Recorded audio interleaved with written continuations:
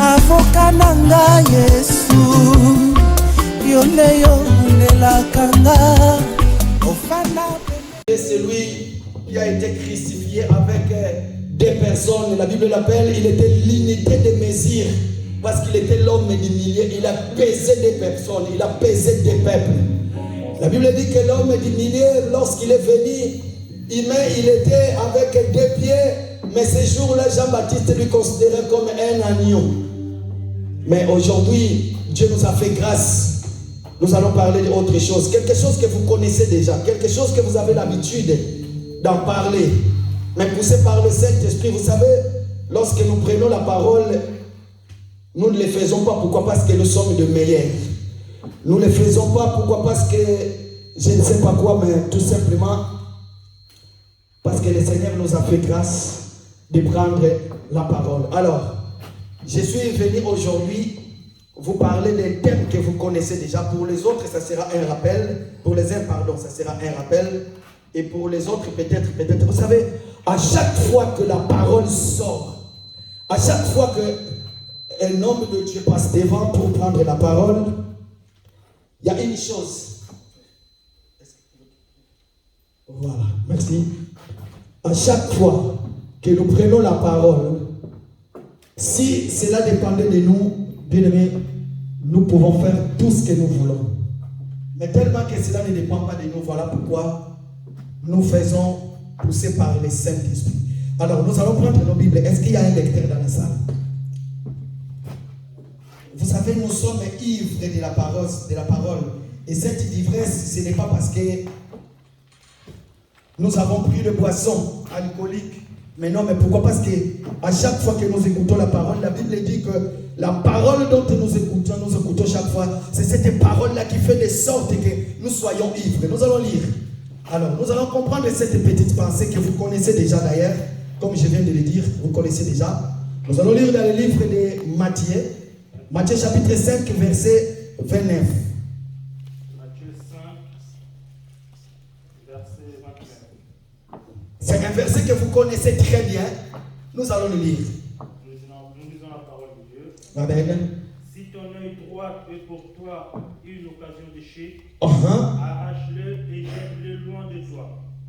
Car il est avantageux pour toi qu'un seul de tes membres périsse et que ton corps entier ne soit pas jeté dans la géhenne. Alléluia. Est-ce que nous avons compris? Est-ce que nous avons compris? La Bible dit que si ton œil est droit, la Bible précise bien, la Bible dit que si ton œil est droit, on ne nous parle pas de l'œil gauche, mais là on nous parle de l'œil droite, n'est-ce pas? En fait, moi tellement que je suis là, si mon œil droit est pour moi l'occasion de chute, qu'est-ce que je vais faire? Je vais arracher mon œil et je vais le mettre dans les poubelles. Est-ce que c'est normal? Tel que je suis là, moi, frère Gauthier, votre frère, mon œil me dérange. Je prends le couteau, je mets sur mon œil, je l'arrache et je le mets dans les poubelles. Amen. Amen. Alléluia. N'est-ce pas? Pourquoi? Parce que c'est ça qui est l'occasion de... Pourquoi maintenant la question? Pourquoi la Bible ne dit pas l'œil gauche, l'œil droit, pardon, gauche, mais la Bible nous parle de l'œil droite? Je sais que parmi nous, il y a déjà les aigles, vous êtes déjà montés. Alléluia. Les aigles, est-ce que vous êtes là? Les aigles, je vous vois déjà en haut, vous êtes en train de voler. Mais préparez-vous parce que dans quelques minutes, nous allons atterrir. Parce qu'un bon aigle, quand il vole, et puis il faut qu'il descende.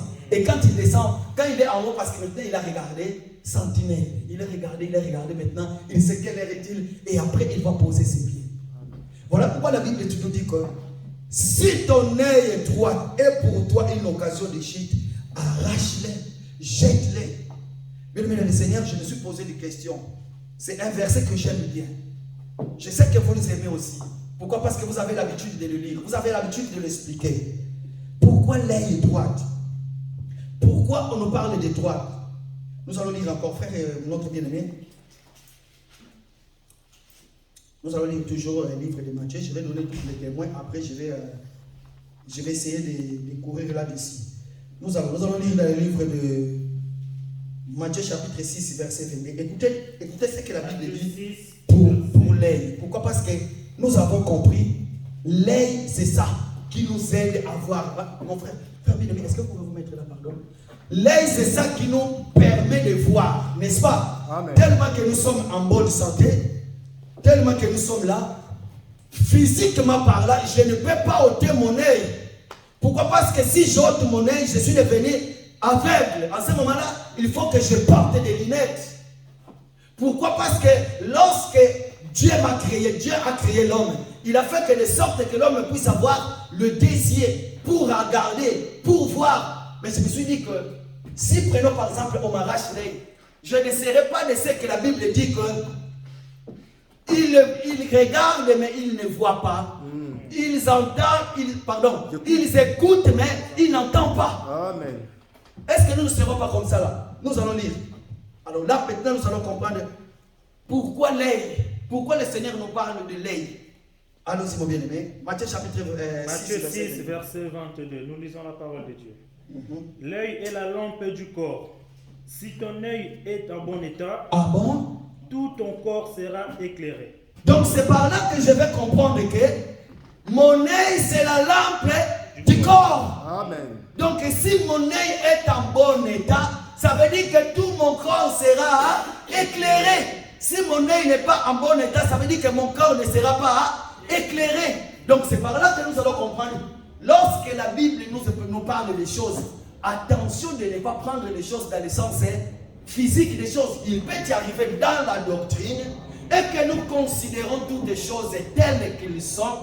Il peut y arriver aussi que dans la révélation, que la Bible nous dit autre chose. Vous savez, lorsque nous lisons la Bible, nous allons comprendre une chose. En lisant les Écritures noir sur blanc, voilà pourquoi la Bible dit que la lettre tue, mais l'esprit vivifie. Voilà pourquoi j'avais posé la question. Papa Jimmy, montre-moi quel œil qui te met chaque fois que tu tombes dans le péché. Nous allons prendre le couteau, Papa Jimmy, nous allons t'arracher cet œil-là. Comme ça, aujourd'hui, tu sortiras ici tel que tu es venu. Oui, on peut nous dire, non, ton œil, c'est aussi des problèmes. Ton œil, c'est aussi des péchés. Oui, je suis tout à fait d'accord. Pourquoi? Parce que je peux regarder et en regardant, je tombe dans le péché. Je peux voir des gens qui sont en train de discuter et que je peux mettre au côté de celui qui a tort juste pour insulter l'autre. En ce moment-là, nous disons dans la doctrine, oui, c'est vraiment l'œil. Mais ici, nous venons de lire, la Bible nous dit que l'œil, c'est le lampe du corps. J'aime bien, je vais vous raconter une histoire. Vous savez, quand l'apôtre Paul dit que quand tu étais jeune, tu pouvais mettre la ceinture, tu pouvais t'habiller comme tu veux. Mais quand tu seras vieux, tu ne le ferais plus. Bien aimé, il y a quelque chose qui m'a... J'ai été prêché par la nature. Je suis allé voir ma mère. Quand je suis arrivé chez ma mère, elle avait mis des babouches. Mais les babouches, c'est les tongs qu'elle avait mis. De ce côté-là, elle avait mis un autre tong. Et de ce côté-là, c'était une autre marque. Et elle a marché avec. Pourquoi? Tout simplement parce que l'œil physique était déjà vieilli. Il ne pouvait plus le voir. Il faut porter des lunettes. Donc ça veut tout simplement dire que même ton corps physique tel que je suis là, lorsque je me préparais pour venir à l'église, tellement que je vois très bien, je suis allé sur le glace, j'ai pris le peigne, j'ai peigné mes cheveux, j'ai mis mon costume, j'ai mis les chaussures, je suis propre, n'est-ce pas? Maintenant, la Bible nous dit que l'œil, c'est la lampe du corps. Si l'œil est la lampe du corps, maintenant, de quel corps dont la Bible parle? Est-ce que c'est notre corps physique? Pourquoi? Parce que notre corps physique, tellement que je suis là, bien aimé, je vous dis la vérité, je peux être aussi un tombeau blanchi. Pourquoi? Parce que ce qui est l'apparence, nous le voyons à l'œil nu, mais ce qui est dedans, voilà pourquoi j'aime bien ce frère qui a dit. Il y a un frère qui a dit que car l'homme qui voit le cœur condamne, mais Dieu qui habite compatit. Pourquoi? Parce qu'il est l'homme, il est lui, il habite toujours dedans. Donc ça veut tout simplement dire que tel que tu es là, le vrai corps qui doit être éclairé par la lampe, c'est ce qu'on appelle l'église, le corps du Christ qui doit être éclairé par la lampe. Qu'est-ce que la lampe? L'œil, c'est la lampe. Maintenant nous allons comprendre qu'est-ce qu'on appelle, pourquoi Pourquoi on appelle l'œil, c'est la lampe du corps? Pourquoi tout simplement l'œil doit éclairer le corps? Mais mon corps tel qu'il est là. Mais mon corps peut être éclairé comme je veux. Mon corps, moi-même, je peux l'entretenir. Mon corps, moi-même, je peux le traiter dignement comme je veux. Pourquoi? Parce qu'il s'agit de mon corps. Mais ici, bien aimé dans le Seigneur, laissez-moi déjà nous dire que ce n'est pas des corps physiques dont la Bible parle.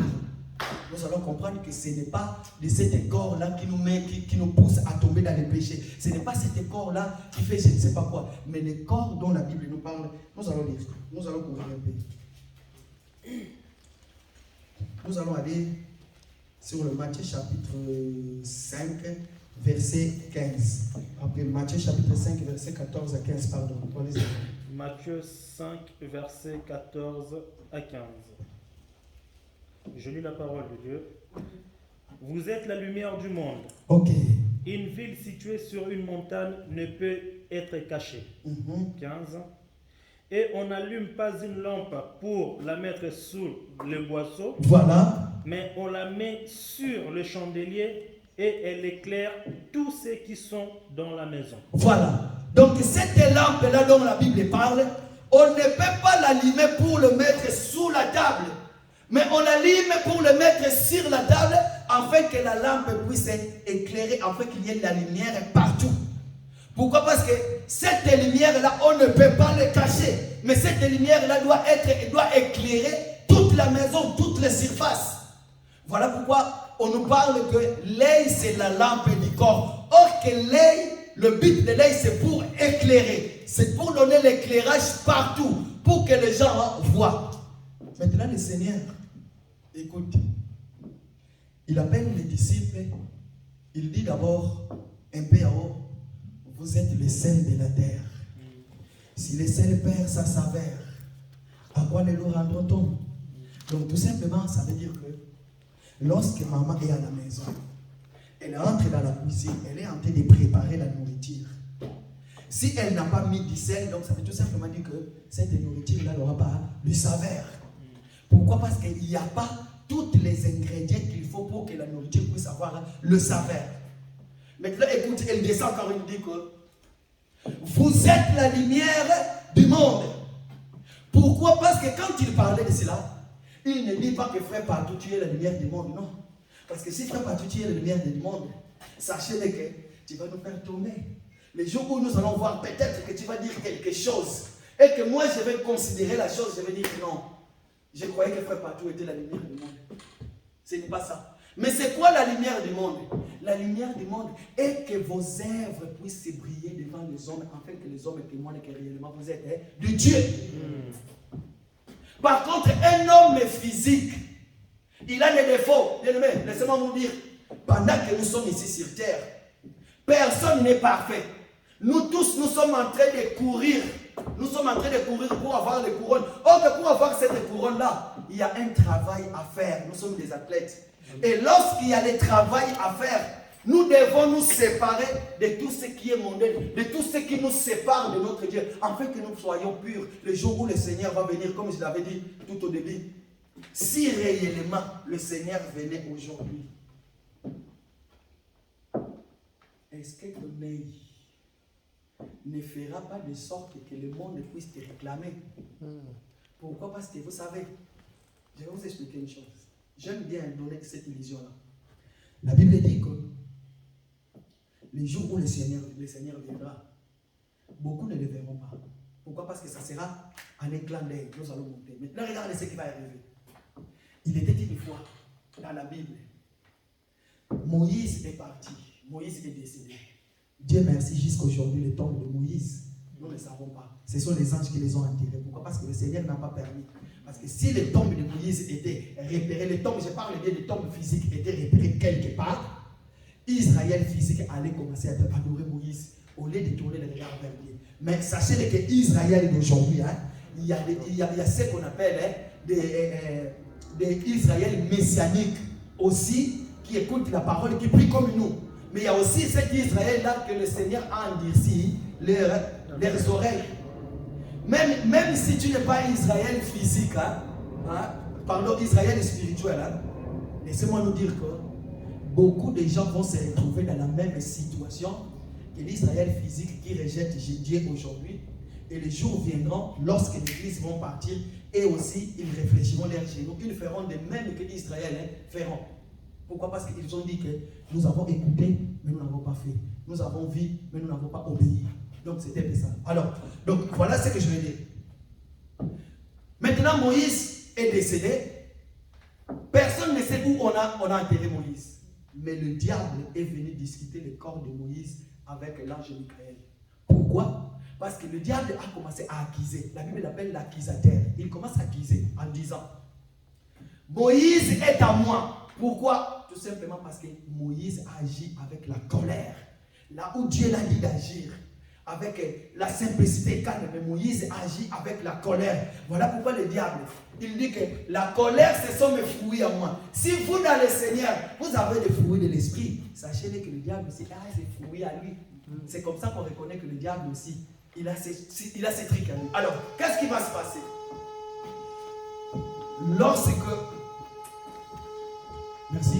Lorsque maintenant, le diable va venir, il va réclamer les corps de Moïse, tellement que le Seigneur connaissait Moïse. Il savait qui est Moïse. Voilà pourquoi la Bible nous dit que ces jours-là, beaucoup resteront. Vous savez pourquoi beaucoup resteront? En fait, j'étais en train de parler de l'enlèvement. Beaucoup resteront. Vous savez pourquoi?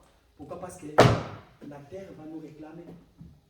Tous ceux qui ont quelque chose de diable en eux, tu as ce qu'on appelle le péché, tu as ce qu'on appelle je ne sais pas quoi, tout ce qui peut nous séparer de Dieu. Si tu l'as, sache-le que ces jours-là, ça sera difficile pour toi pour monter. Pourquoi? Parce que tu as en toi quelque chose du diable. Mais si seulement, et que toi, tu es celui, une lampe qui éclaire pour donner du saveur à l'église et corps de Christ, sache-le en ce moment, tu es en train de poser des actes qui est dit. Écoutez ce que la Bible dit. La Bible dit que vous êtes la lumière du monde. Bien-aimés dans le Seigneur, la lumière du monde. Est-ce que c'est nous qui éclairons le monde? Comme je l'avais dit, non, ce n'est pas nous. Nous ne sommes pas là en train d'éclairer le monde, mais le Seigneur qui habite en nous, par son esprit, par ce qu'il a fait de nous, parce que nous sommes, c'est lui qui vient éclairer nos vies. Lorsque les païens font les choses par rapport à eux, nous ne les faisons pas par rapport à eux, mais nous faisons les choses par rapport au Seigneur. Voilà pourquoi nous disons que si je vis, ce n'est plus moi qui vis, mais c'est le Christ qui vit en moi. Pourquoi? Parce que je ne suis pas pareil que ceux qui posent des actes comme des païens. Mais moi, je me suis conformé par rapport à la parole. Écoutez bien, mes amis, nous allons lire Psaume chapitre 119. Je vais couvrir. Merci. Psaume chapitre 119, verset 5. Verset Psaume chapitre 119, verset 5. Puissent mes actions être bien réglées, afin que Psaume 119. Verset 5. Verset 5. Psaume 119. Verset 5. 105. Ah, verset 105. Ok. Voilà. 119, verset 105.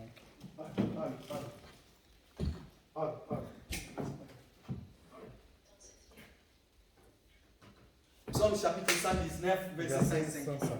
Écoute ce que la Bible dit. Ta parole est une lampe à mes pieds. Ta parole est une lampe à mes pieds. Allez-y, bien-aimés. Et une lumière sur mon sentier.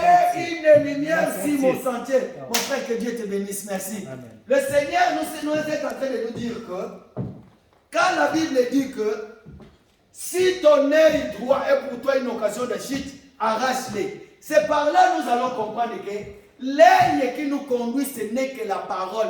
La Bible veut tout simplement dire que si l'enseignement qui te conduit, c'est une fausse enseignement, ôte cet enseignement-là. Pourquoi? Parce que nous avons un autre enseignement. cet enseignement-là, j'aime bien cet enseignement-là. La Bible dit que cet enseignement-là, ce n'est pas les hommes qui ont commencé cela. La première des personnes qui a prêché cela, c'est lui-même la personne de notre Seigneur Jésus-Christ. Depuis le jardin d'Éden, il a commencé à prêcher. Et Adam et Ève, et jusqu'aujourd'hui, il continue toujours à prêcher le même enseignement. Voilà pourquoi il nous dit que si ton aide, à la place de l'aide, nous allons mettre l'enseignement. Si ton enseignement qui te conduit te mène à tomber dans les péchés, arrache cet enseignement-là, mets-le de côté. Pourquoi? Parce que ton enseignement, c'est ça la lampe du corps, la lampe qui éclaire ton chemin. Amen. Bien-aimé, laissez-moi nous dire, vous savez, aujourd'hui, beaucoup d'entre nous qui sommes là, mon souhait est que, à chaque fois, chaque dimanche, chaque fois qu'il y a une réunion des aides, que nous soyons là, que nous puissions participer à la table pour manger cette cadavre-là. Pourquoi? Parce que vous le savez déjà ce que je veux dire. Si j'étais à la place de Dieu, heureusement je ne peux pas l'être. Pourquoi? Parce que je suis un homme. Vous allez comprendre beaucoup de choses qui se passent dans ce monde. Pourquoi? Parce que si ces choses se passent dans les assemblées, tout simplement parce qu'il y a des clients, je les appelle des clients. Parce que les gens qui ne veulent pas comprendre le vrai évangile sont là. Voilà pourquoi il y a tout genre de choses qui se passent dans le monde. Il y a tout genre de l'évangile, tout genre de pratiques qui se passent dans le monde. Mais pour nous, Dieu nous a fait grâce de plus connaître cet évangile qui nous ramène à la connaissance de vrai Dieu. Cet évangile qui ne vous amène même pas pour aller s'agenouiller devant un homme, mais dans cet évangile, nous agenouillons que devant Dieu.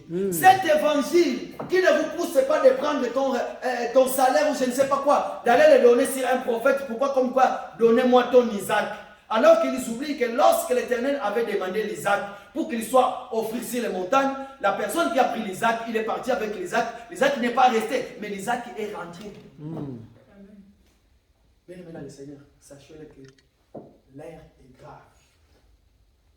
L'horloge de l'Éternel, si le Seigneur viendra à minuit, sachez-le que nous sommes déjà arrivés peut-être à 23 heures. Pourquoi? Parce que tant de doctrines, tant de choses, tant de legs, tant de lumière, et tous ces genres de lumière-là, laissez-moi vous dire, comme le Seigneur nous dit, il viendra un moment où les gens abandonneront la saine doctrine. Pourquoi? Parce qu'il y aura des gens qui vont chercher la vérité, être éclairés, mais frappés par l'aveuglement de la parole, ils vont tomber dans les choses mondaines, ils vont tomber dans des choses qui ne vont même pas donner la gloire. Mais quand tu vas leur parler de la vérité, c'est toi qui seras dans le rêve. J'étais en République démocratique du Congo où j'ai passé quelques temps, bien aimé. J'étais en train de parler aux gens. J'étais en train d'expliquer. Ils étaient tous contents de l'évangile, d'écouter ce qui sortait de ma bouche. Mais écoute, lorsqu'il est arrivé au moment de prier, lorsqu'il est arrivé le moment où les gens devaient, je ne sais pas, faire la prière, j'étais étonné de voir quelqu'un à prier. Il dit, dans la commission Nzambe, je ne citerai pas le nom du pasteur, dans la commission Nzambe, il y a pasteur inter. Waouh! Lorsqu'on était en train de manger, on était quelque part à Boma. Il est arrivé au moment où nous voulons manger. Moi-même, j'étais pressé. J'ai dit à quelqu'un qui était là, c'est toi qui vas prier. Je savais pourquoi je l'avais dit. Elle a commencé à prier. À la fin, j'ai dit, waouh, quelle prière! Bien aimé dans le Seigneur. Oh, c'est quoi la lampe qui éclaire ton corps? Est-ce que quand toi tu pries pour la nourriture, tu invoques le sang? Oh, que le sang descend, purifie cette nourriture, sanctifie cette nourriture. Moi je le dis, je le mangerai plus. Le sang dans cette nourriture, jamais je le mettrai dans ma bouche. Naouliate, Makila, Naouliate. On ne peut pas sanctifier la nourriture, mais on bénit l'Éternel pour nous avoir donné la nourriture. Et quand tu expliques ce genre de choses, tellement les gens. Vous savez, aujourd'hui, si le Seigneur venait, beaucoup vont se retrouver en enfer. Vous savez pourquoi? Ce n'est pas de leur faute. Pourquoi? Parce qu'il y a eu un moment, ils vont dire, Seigneur, n'avons-nous pas chassé les démons à ton nom et que les démons nous ont obéi? Pourquoi? Parce que tu étais parti chez un pasteur, le pasteur était prié pour toi et tu étais guéri. Et dans la guérison, qu'est-ce que tu vas dire? Oui, c'était la lampe qui éclaire cette église qui m'a fait guérir, mais cependant, les païens aussi bénéficiaient de la grâce du Seigneur. C'est ça que les gens ne savent pas. Laissez-moi te poser la question. Qu'est-ce qui éclaire le corps? Est-ce que c'est Papa Mpadi, ou bien Tata Ona, ou bien je ne sais pas quel genre de l'évangile que toi tu écoutes? Mais aujourd'hui, la Bible nous dit que car c'est la parole. La parole que tu écoutes, l'évangile que tu médites, c'est quoi? Tout l'évangile est posé sur quoi? Laissez-moi vous poser la question, voilà. Il y en a qui vont rire dans la salle. C'est quoi ta doctrine à toi? C'est quoi ta confession? Tu confesses c'est quoi dans ta vie? Vous savez, un jour, lorsqu'on était encore les enfants, nous qui étions à l'église catholique, j'étais aussi enfant de Caire, on avait ce qu'on appelait pour nous les confessions de foi. Je crois en un seul Dieu créateur du ciel et la terre. Je crois à l'église catholique. Je crois en Sainte Marie. Je ne sais pas, je crois. Bien aimé le Seigneur, laissez-moi nous dire que le Seigneur que nous prions, s'il a fait de sorte que le corps de Moïse, que personne ne puisse l'enterrer et que lui-même, il va ordonner les anges puissent l'enterrer, sinon on va commencer à adorer, il ne peut pas faire que toi, tel que tu es là, enfant de Dieu, que tu adores quelqu'un d'autre. Non, jamais. Le Seigneur fera de sorte que si le temps du matin, je suis venu comme Père pour donner la loi, le temps du milieu, je viendrai comme un Christ, l'agneau de Dieu, pour ôter les péchés du monde, pour amener la grâce. Et puis dans les jours à venir, je serai Christ jusqu'à la fin de l'humanité. C'est moi qui serai là. Mais sachez-le une chose, qu'aujourd'hui, tel que nous sommes là, si l'évangile que tu écoutes, cela n'éclaire pas tout ton corps, prépare-toi pour nous dire au revoir les jours là lorsque nous allons partir et que toi, tu vas rester. Maintenant, écoutez, je me suis dit une chose. J'ai dit quelque chose ici tout à l'heure. Je dis, vous allez comprendre, les gens qui n'ont pas la parole, la bonne parole, mais quand ils prient, le Seigneur écoute et il voit les miracles. Mais qu'est-ce qui fait qu'il voit les miracles?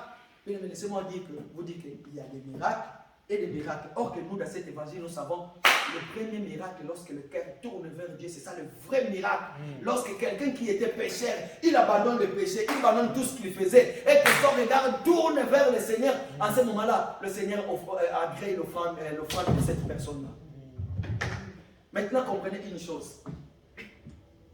L'apôtre Paul dit que le royaume des cieux ne consiste pas qu'en parole, mais en puissance aussi de quiconque croit. La Bible nous parle, si ton œil droit est pour toi une occasion de si. On va Exode. Tu connais le verset. Exode chapitre 15, verset 6. Ça même, mes frères, Christian peut le citer dans la tête. Ça même, si toutefois partout n'en parle plus, lui, même quand il ferme les yeux, frère Yannick, écoutez frère Yannick, va nous lire le verset. Allez-y. Exode 15. Verset 6. Ça veut tout simplement dire que pourquoi on nous parle de l'œil droite? Papa, allez-y. Ta droite, ô Éternel, a signalé sa force. Ta droite, ô Éternel, papa, merci. Ta droite, ô Éternel, a signalé ta force.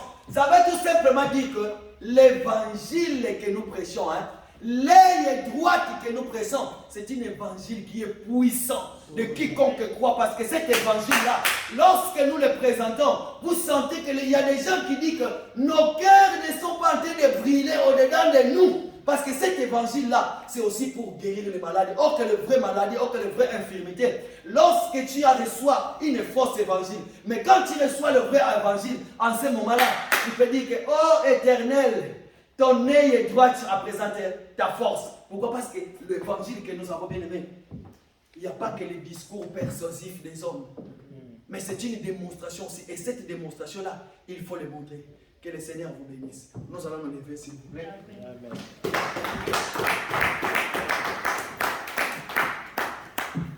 j'étais juste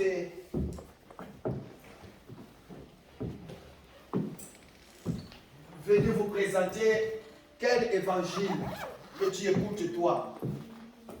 Laissez-moi nous dire que tu n'es pas là à cause de docteur Roger. Tu n'es pas là à cause de frère Patti, au frère Géry, au frère Riffin, au frère... Tu n'es pas là à cause de papa Jimmy, papa Serge Diogolo, non. Mais tu es là pourquoi? Parce que lorsque tu as écouté l'évangile, ton cœur ne brillait pas-il dedans. Amen. Et qu'aujourd'hui le Seigneur te dit que ce que tu écoutes, cet évangile-là que tu écoutes, c'est un évangile puissant. Bien maintenant le Seigneur, tu vas prier maintenant. Je t'ai dit que si tu es venu pour docteur Roger, sache que un jour, tu vas trouver d'autres enseignements que le docteur Roger et que d'autres personnes vont jeter des pierres là-dessus. Et que tu seras convaincu de cet évangile-là. Tu vas fuir, tu vas partir. Mais tellement tu es venu pour Dieu, tellement que tu es là convaincu, poussé par le Saint-Esprit. Voilà pourquoi je te dis de prier maintenant. Tu vas dire, Seigneur, ouvre mes oreilles que j'entends. Ouvre mes yeux que je vois.